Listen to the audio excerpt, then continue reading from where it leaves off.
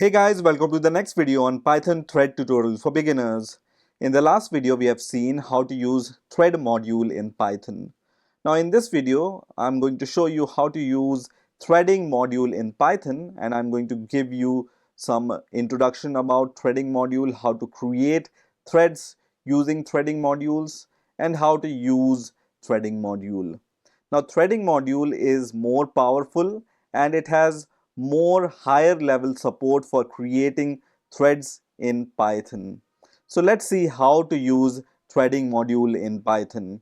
So in order to use threading module, first of all we need to import it. So I'm going to just import threading module, and once threading module is imported, we will be able to use threading module. The second module which I'm going to import here is the time module, which we have also seen in the last video, because we are going to create the same function and we are going to use this function using the threading module which we have seen in the last video. Now I'm going to create the same method which I have created in the last video also, which is print epoch. So I'm going to just copy this method in order to save time, and then I'm going to just paste it here.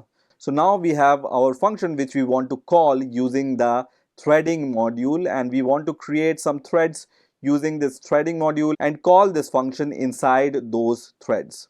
So first of all, I'm going to write this condition which is for the main method, which is if name is equal to underscore underscore main underscore underscore. And under this condition, what I'm going to do is I'm going to create two variables. Let's say first variable name is t1 for thread 1, and then I'm going to call the threading module to create a thread. Now inside this threading module there is a class called thread which we will use to create threads.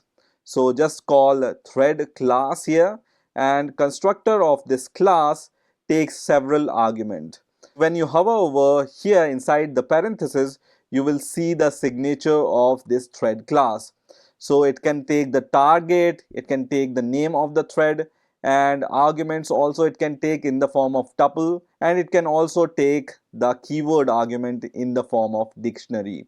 So for our purpose, we need to call the function which is print epoch. So we need to provide a target. So in order to provide the target, we are going to just write target equals and the name of the function. So the name of the function is print epoch, which we are going to call, and this you need to give without the parenthesis. So just remove the parenthesis in front of this method when you use it as the argument in front of target. The second argument which we want to give here is the arguments which this function takes. So this argument we can give using the args parameter. So I'm going to just write args equals, and then in the form of tuple I'm going to give the name of the thread and the delay to the thread. So let's give the name to the thread. Let's say this is thread 1, and the delay which we want to give here is 1. So this statement is going to create one thread, and let me create one more thread in order to create multiple threads. And instead of t1, I'm going to change the name to t2. So we have t1 variable and t2 variable, and in the args I'm going to change the name of the thread which is thread 2, and let's say I want to give this delay of 2 seconds to the function using the thread 2. So now we have two variables t1 and t2, which is an instance of the thread class. Now using t1 and t2, we can call a method called start in order to start the thread. So I'm going to just call t1 variable and then call a method called start, which is going to start the thread t1. Similarly, I'm going to call the instance t2, and I'm going to call the method start on this instance t2 also. So start method we use to start the threads. Now if you remember in the last video, when we have created the thread using the thread module, we have given this condition which is the infinite loop, and this infinite loop we have used to wait until the execution of thread is completed. Now in the threading module, which is the new module, this facility is available using a method called join. So on T1 instance, I can call a method called join, and on T2 instance also I can call a method called join, and this join method waits until thread 1 and thread 2 is completed its execution.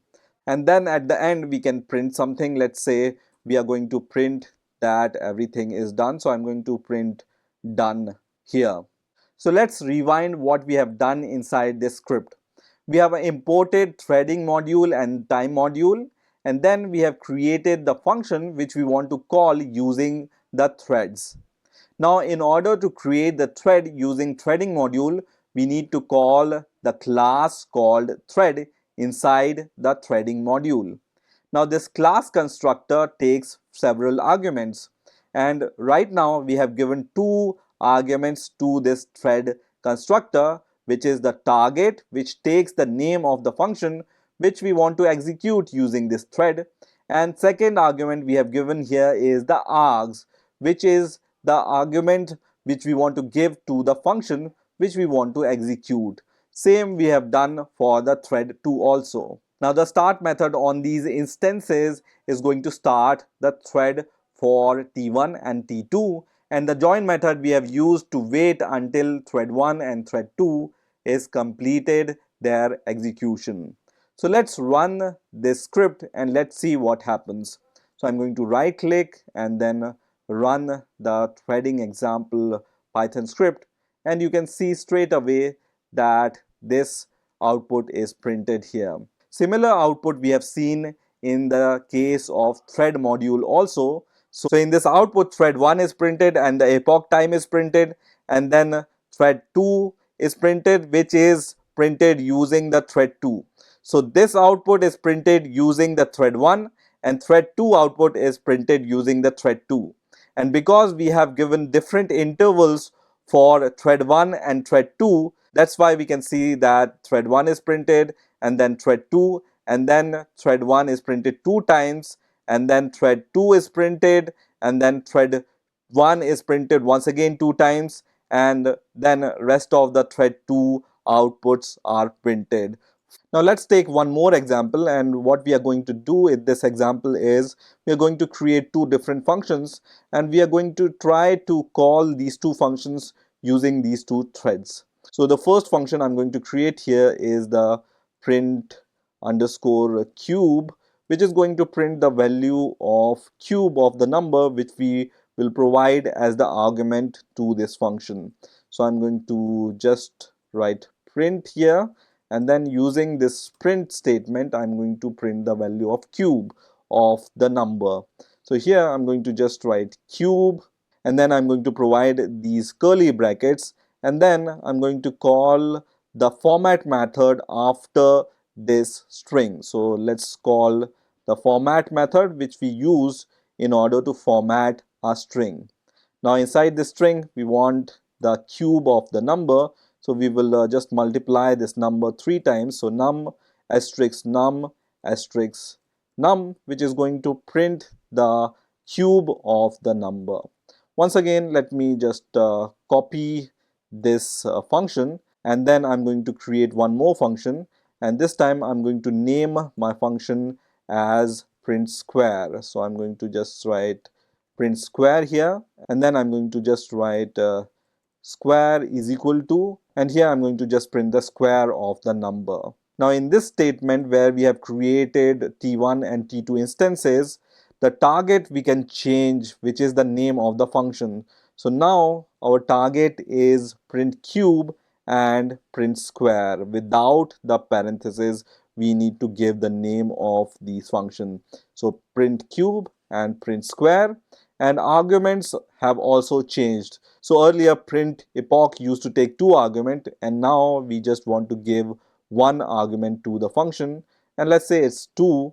And also the print cube function takes 1 argument, and let's say it's 2 also. Now let's run this script and let's see what happens. So you will see that there is an exception here which is some kind of a weird exception which says that exception in thread 2, and this exception is this print square argument after asterisk must be iteratable, right? So the problem here is we need to give a comma here which tells this parenthesis that this is a tuple value. Okay, that's why it's giving the exception. So if your function takes one argument, then you need to give the value of that argument and then give the comma so that it's able to understand that it's a tuple. And then once again, when you run this script, you will see the value of cube is printed, which is 8, and square is printed, which is 4. So this cube value is printed using thread 1 and square value is printed using the thread 2. So in this way, you can also call multiple function using multiple thread instances using threading module. So this was a brief introduction about threading module. There is much more to learn about threading module, which we will learn in the future videos. So stay tuned and please keep watching these videos, and I will see you in the next video.